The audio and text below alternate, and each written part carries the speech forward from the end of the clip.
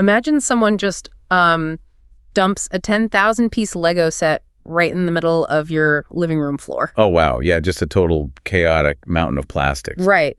And if you look closely at the pile, you can easily identify the individual pieces. Like you see a 2x4 red brick or, a little translucent blue slant or a tiny gray gear. Sure, but identifying the individual pieces doesn't mean you actually know what you're building. Exactly. I mean, identifying that 2x4 red brick is fundamentally a different intellectual task than understanding that this specific red brick serves as the left thruster of the Millennium Falcon. Yeah, that's a huge leap. To get from a pile of plastic to a spaceship, you need an architecture. You need a set of structural instructions to give all that raw material actual meaning. And without those structural instructions, you basically just have a very colorful, very expensive tripping hazard. You really do. Well, welcome to the deep dive. Today, our mission is to demystify a tool called Bison. Yes, Bison. It's this really powerful parser generating tool introduced in the Class 17 notes for the CS330 Programming Languages and Compilers course. It's just such a crucial class. It really is. So we're pulling directly from those Class 17 notes today, looking at the parsing process, abstract syntax tree creation, and, how Bison bridges the gap between raw text and executable logic. We should probably also briefly acknowledge the syllabus context here, right? Because the timeline really dictates how you should be absorbing this information. Oh, absolutely. Because for you listening right now, it is Tuesday, March 24th, 2026. The pressure cooker. Yeah, you are right in the thick of week 9. And the massive elephant in the room is that you have a major exam tomorrow. Wednesday the 25th. Right. So consider this conversation your ultimate hyper-focused study guide. We are going to completely bypass the trivia and just focus on the mechanics. Because that's what's going to be on the test. Exactly. By the end of this deep dive, you'll understand the exact machinery of how to turn a stream of raw text into a structured abstract syntax tree. Which is literally the beating heart of a compiler. Yeah. But before we tear into the syntax of a brand new tool like Bison, we really need to map out the workbench. Make sure we know where we're standing. Right. If we look at the compilation process overview from your notes, we can basically trace the stages of a standard Unix compiler architecture. Let's actually trace that path just to see exactly where we are. It starts with the character stream, which is just raw text from a source file. Yep. And that flows into the scanner, which tokenizes it. Then those tokens flow into the parser. And that's where the magic happens. Right. The parser does a syntax check, it creates the symbol table, and it builds the abstract syntax tree, or AST. From there, the AST is handed off to the semantic routines, translated into an intermediate representation, loops through an optimizer to strip out all the inefficiencies, and finally hits the code generator to spit out assembly code. That is the complete pipeline, perfectly laid out. But for today's mission, I want you to picture a giant, glowing red, "You are here" marker pointing squarely at the parser. Okay, right at the parser. Because its sole responsibility is taking those tokens provided by the scanner and constructing that AST. Which brings me back to the Lego analogy. The scanner, which we know from earlier in the semester is built using Flex, is like someone sitting on the floor just sorting that giant pile of Lego bricks by color and shape. It's grunt work. Yeah. Flex just looks at the raw character stream and says, oh, here's a number token, here's a plus sign token, here's a variable token. It handles all the messy reality of strings, white spaces, and like weird line breaks using regular expressions. Right, it cleans it up. But the parser, which is what Bison generates, is the master builder. Bison utterly refuses to look at raw text. It won't even touch it. Exactly. It only looks at the neatly sorted bins of tokens and uses grammatical rules to assemble them into the Millennium Falcon. You're touching on a really crucial architectural philosophy there, which is the separation of concerns. Because you might look at this and wonder, why not just write one massive C program that reads the characters and builds the tree all at once? Yeah. Why force this split between a scanner and a parser? I assume it's because attempting to process raw characters and understand complex grammar simultaneously would result in a state machine so massive it would just be impossible to debug. It would be a total maintenance nightmare. Splitting lexical analysis from syntax analysis is a core tenet of good language design. Makes sense. You let the scanner handle the brute force pattern matching of individual characters. And that frees the parser to operate in a sanitized, pure environment of high-level abstractions. I see. The parser doesn't care if you use spaces or tabs. It only cares that an IF token was followed by a parent token. So the parser lives in this pristine world of tokens, and to build the rules for this world, we use Bison. We do. Now, the notes describe Bison as an LR1 shift-reduce parser generator. And I want to break that acronym down because I guarantee you that is an exam concept. Oh, without a doubt, it will be on there. So if LR means it reads left to right and produces a rightmost derivation, and the 1 means it looks ahead exactly 1 token. I'm assuming that look ahead is there so the parser doesn't accidentally reduce a rule before it knows what's coming next. Let's actually take that a step further and visualize the stack, because the shift-reduce mechanism is quite literal. Okay, how so? Bison shifts tokens onto an internal stack one by one until it recognizes a valid grammatical pattern. And at that point, it reduces those tokens down into a broader rule. Let's trace a practical example. Yeah. Say we are parsing a really basic math expression like 4 plus 13, 2. Perfect example. So the scanner hands Bison the very first token, which is a number 4. Bison shifts that onto the stack. Now, it could immediately reduce that 4 into an expression node, but it pauses. It uses that one look ahead to peek at the next token, which happens to be a PLUS sign. Oh, because it sees the PLUS, it knows 4 isn't the whole expression, it's just the left side of an addition operation. So it shifts the PLUS onto the stack. Then it gets the next token, the number 13. It shifts 13 onto the stack. So now the stack has 4 PLUS 13. And here is where the look-ahead literally saves the day. Ow. Because without look-ahead, the parser might look at 4 plus 13 and instantly reduce it to 17. But it looks ahead 1 token and sees the multiply asterisk. Right. And in standard math grammar, multiplication has a higher precedence than addition. Exactly. So rather than reducing the addition, it shifts the multiply token and then shifts the 2. It reduces 13 2 first and then reduces the addition. Wow. Yeah, that single token of look ahead prevents the parser from executing operations in the wrong order when it encounters ambiguous or competing grammar rules. That makes so much sense. It's basically building a temporary holding pen until it has enough context to make a definitive structural decision. That's a great way to put it. So now, how do we actually write the rules that tell Bison about precedence and structure? The notes explicitly say Bison takes a BNF-defined grammar. For the sake of clarity, BNF stands for Backus-Naur form, right? Yes, Backus-Naur form. It's essentially a metasyntax. And it's a syntax. Yeah, a formalized way of describing context-free grammars. In BNF, you define the rules of your language by breaking down complex statements into smaller and smaller subcomponents until you hit the absolute base tokens. Got it. And Bison was built entirely around translating this specific theoretical format directly into executable C code. Let's talk about where we write this BNF.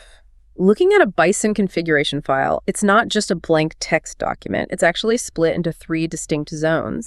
You have your configuration zone at the top, your grammar and semantic actions in the middle, and your raw C code helper functions at the bottom.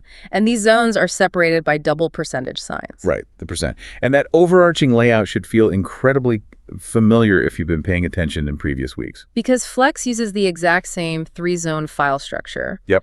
I initially thought, having 2 entirely different tools use identical file formatting would be confusing, like you might accidentally mix them up. You'd think so, but actually, from a software engineering perspective, mirroring the architecture deliberately reduces your cognitive load. Oh, really? Yeah, you aren't constantly switching mental contexts between a Flex file format and a Bison file format. You just know the definitions go at the top, the core logic goes in the middle, and the messy C code goes at the bottom. That makes sense. The developers of these tools designed them to feel like a cohesive suite. Okay, let's zoom in on that middle zone, the grammar rules. In Bison, we have to distinguish between terminals and non-terminals. Crucial distinction. Terminals are the raw tokens arriving from the scanner, the fundamental building blocks. And convention dictates we write those in all uppercase, like NUM or plus. Right. But non-terminals are the abstractions, the higher level rules we are constructing, and we write those in lowercase, like expression or statement. And the syntax for defining a rule is very strict. Use a colon to separate the resulting abstraction on the left-hand side from its required components on the right-hand side. Okay. And every single rule must be terminated with a semicolon. So if I want to define a basic math term, I would write term, factor, multiply factor, R. Perfect.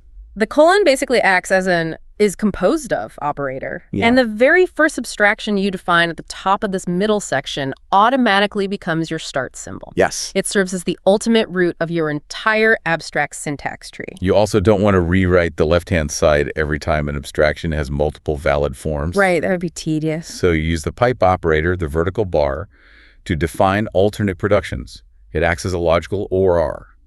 So an expression could be a term or a term plus S term, or a term minus term. There is one concept in the grammar notes that I find fascinating, and that is the erasure rule, also known as an epsilon rule. Yes, epsilon. It is essentially an empty production, a rule that intentionally resolves to, well, nothing. Right. An erasure rule feels a bit like a silent letter in the English language. Right. Think about the K in the word night. Structurally, it is part of the word's DNA. You have to account for it when you spell it. But when you evaluate the word out loud, it vanishes. It makes no sound. That's a highly accurate way to visualize it, because when designing a formal language, you frequently encounter optional syntax. Like what? Think about an optional argument in a function call, or a trailing comma in a list. The grammar state machine has to be able to gracefully accept nothing as a perfectly valid input for that specific path. The notes highlight that some developers refuse to just leave a blank space for an epsilon rule. Instead, they explicitly create an abstraction literally named epsilon and define it with just a colon and a semicolon, like epsilon. Yes, I highly recommend doing that. Then they use the word epsilon in their other rules. Yeah. But why go through the extra keystrokes to name something that literally does nothing? Because of maintainability and defensive programming. Ah. Imagine you were scrolling through a complex grammar file with 400 rules. You see a pipe operator followed by empty space and a semicolon. Your immediate thought is going to be, oh, someone forgot to finish writing this rule. This is a bug. Oh, I completely see that. You'd think it was a typo and try to fix it by just deleting the line. And by deleting it, you break the entire parser's ability to handle optional arguments. Thanks. Exactly. By explicitly naming the empty rule epsilon, you are strictly documenting your intent. You are screaming to the next developer or, to yourself 6 months from now, I intentionally want this specific path to resolve to nothing. It turns a potential debugging nightmare into self-documenting code. Precisely. Documenting intent is a great tip for the exam. Yeah. Now, everything we've talked about so far, the colons, the pipes, the epsilons, that just defines the grammar. Right, the structure. But a grammar on its own is just a validator. If I feed it 4 plus 13, it just nods and says, yes, that is valid syntax.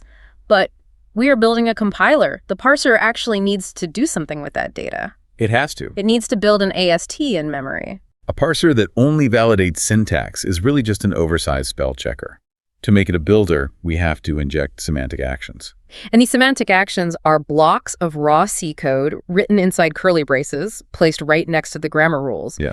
The notes mention that if you don't write an action, Bison's default behavior is simply to copy the value of the first right-hand token to the left-hand abstraction. That's the default. Yeah. But when we want to calculate values or build tree nodes, we use Bison's specific macro syntax, $1, $2, $3. Right. And to understand how those macros work, you have to realize that Bison doesn't just maintain a state stack to track the grammar rules. It doesn't. No, it maintains a parallel semantic value stack right alongside it. Okay, let's unpack that. If my rule is expression PLUS term, then $1 maps to the value of the first expression, $2 maps to the PLUS token, and $3 maps to the term. And dollars represents the resulting value of the left-hand side abstraction.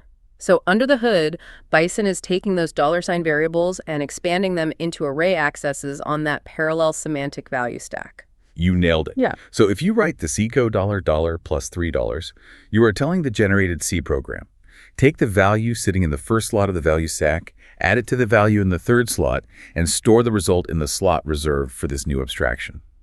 But here's where we hit a massive technical wall, and this is where CS330 students really need to pay attention. Oh yeah, this is the big one. The notes clearly state that by default, the data type for this entire semantic value stack is an int, a standard integer. Just an int. Now, an integer is fine if we are building a simple desk calculator, 4 plus 13 equals 17. Sure. But we aren't building a calculator. We are building a compiler. Our AST nodes aren't just numbers. They are complex structs in memory representing declarations, loops, and control flow. You're highlighting the exact moment where the training wheels come off in this course.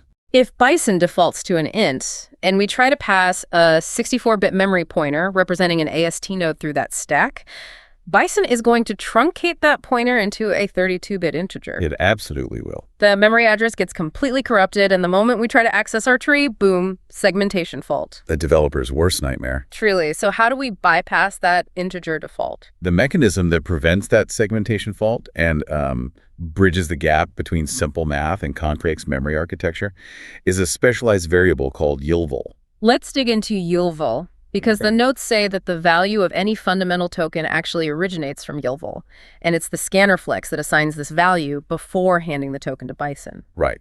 When Flex recognizes the characters 1 and 3, it doesn't just say, I found a number. It converts that lexeme into an actual machine integer, stores it in YLVL, and passes it up. Okay. But, as you noted, YLVL can't just be an integer anymore. It needs to safely transport integers, strings, floating point numbers, and crucial AST node pointers. So YLVL needs to be a shapeshifter.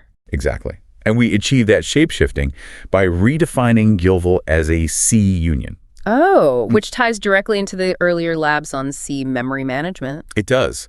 A union allows a single fixed memory location to store different data types at different times. Right. So by defining YLVL as a union containing all the possible node pointers and primitive types your language requires, you give the scanner a flexible container to safely transport highly complex data structures up to the parser's value stack. I want to upgrade our mental model here because this is the core engineering hurdle of Class 17. Go for it. Think of YLVL not just as a variable, but as a standardized shipping container. The scanner is the loading dock. Sometimes it packs a small box of electronics, which is our integer. Right. Sometimes it packs a massive multi-ton vehicle, a complex AST node pointer. It seals the container and hands it over the wall to Bison. But Bison is a completely separate C program. It is. So how does Bison know what's inside the container or how to unpack it without corrupting the memory? The solution lies in the build process, specifically in how we generate the header files. When you execute the command, Bison diffdd simplecal.neary, that diffdd flag is doing heavy lifting. What does it do? It instructs Bison to generate a supplementary header file, usually named simplecalc.tab.h. Oh, so that tab.h file acts as the shipping manifest for our container? It acts as a binding diplomatic treaty between two independent programs. That header file contains the exact C definition of your YLVL union, along with all the enumerated token constants. Okay. Then, when you configure your Flex scanner, you explicitly #include that exact same .tab.h file at the top of your Flex code. This is the real aha moment of the entire compiler architecture. It really is. You have a Flex file defining regular expressions. You have a Bison file defining the NF grammar. They generate two totally distinct, isolated C files, built lex.yy.c and simplecalc.tabbc. Right. But they communicate flawlessly without memory corruption, because Bison generated a shared header file that forces both of them to speak the exact same C dialect regarding YLVL. And finally, you use your standard C compiler, CC, to compile both of those generated files and link them together into a single, unified executable compiler. It is an incredibly elegant chain of dependencies. It really is. They're separate tools, but they write the code to safely interface with one another. Now that we've mapped the theory of Bison, the union types, and the build pipeline, we need to talk about execution. Yes, the practical stuff. How do you practically apply this today with the week 9 timeline looming? Well, the theory only solidifies when you look at the code base. Your notes instruct you to open a terminal, navigate to your CS330 individual lab work directory, and execute a git pull to pull down the Lab 6 code. That repository gives you a directory called Lab 6 Bison, and the notes emphasize that this directory is your Rosetta Stone. It absolutely is. It provides working code demonstrating everything we just covered: Bison configuration, C structures, memory allocation for nodes, and the integration of the AST. And you're going to be modifying this exact directory for the upcoming lab assignment. We also need to contextualize your workload. The extra credit for Lab 6, and the Week 9 journal entry, which, remember, follows the standard 2-1 rule of 2 paragraphs and 1 peer quiz question. Right. Were both due this past Sunday, the 22nd. And look, if you missed that Sunday journal deadline, do not burn mental energy stressing over it right now. Note it for next week.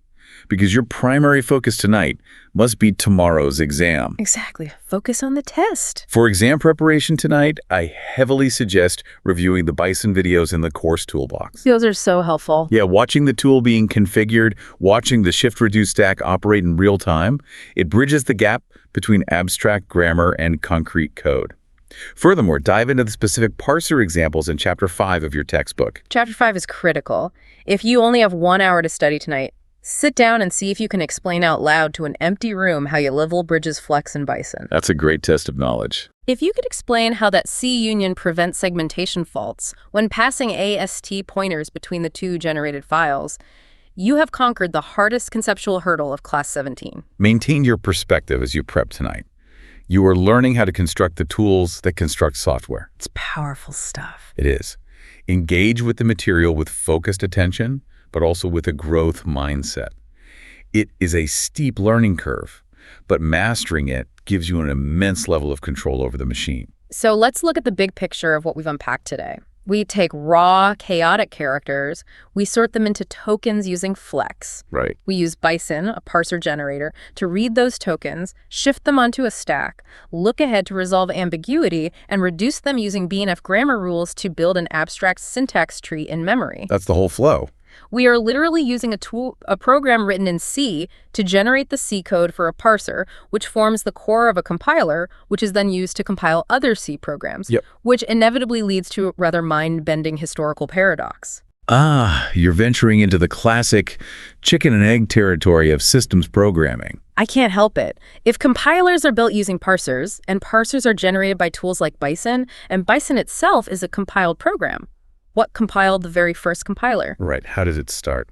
How did the original language designers write a compiler for high-level language when no high-level language compiler existed yet to build it? That concept is known in computer science as bootstrapping. It's not explicitly tested in today's notes, but as you study tonight, it is a fascinating rabbit hole to fall down.